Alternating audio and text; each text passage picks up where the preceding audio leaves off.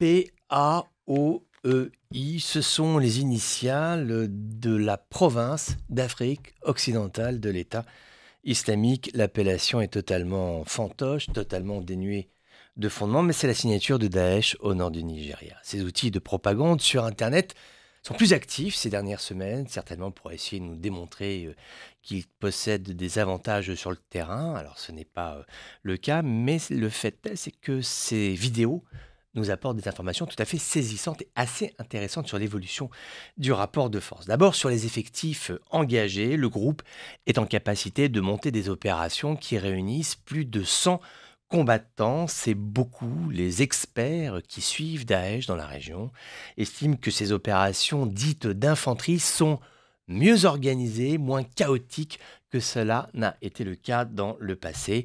Notons également quelques similitudes avec le théâtre syro-irakien, notamment, ce sont des détails, hein, mais par exemple sur les tenues vestimentaires des Indrimassi. Tu sais, ce sont les auteurs d'attentats qui tiennent une place tout à fait particulière dans l'arborescence radicale. Autre élément, le niveau général de l'armement.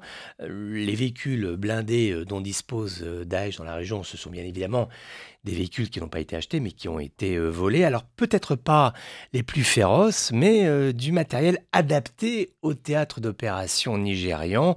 Par exemple des chars AML 60, courts sur pattes, calibre moyen, mais très agiles et parfaitement rompus à ce théâtre de guérilla au nord du Nigeria. Voilà donc pour le factuel. Maintenant, concernant l'analyse globale, la capacité de nuisance de Daesh est toujours là, hein, il n'y a pas de doute là-dessus, hélas, mais c'est vrai aussi qu'il n'y a pas d'emportement populaire. On n'a jamais vu au Proche-Orient, ou bien dans ces régions africaines, on n'a jamais vu des villes ou des villages appelant les djihadistes à la rescousse. Il n'y a jamais eu de liesse populaire, de gens s'impatientant de voir Daesh arriver. Donc ils ont été, ils sont, ils resteront ultra minoritaires dans la région et également ultra violents, tu le sais bien.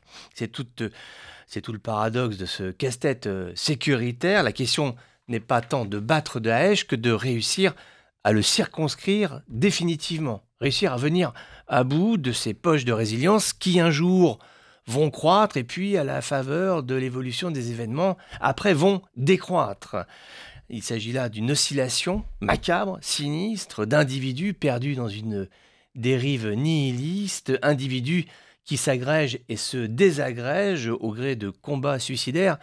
La guerre contre Daesh et la guerre contre la félonerie, et ça, cela promet d'être hélas très long.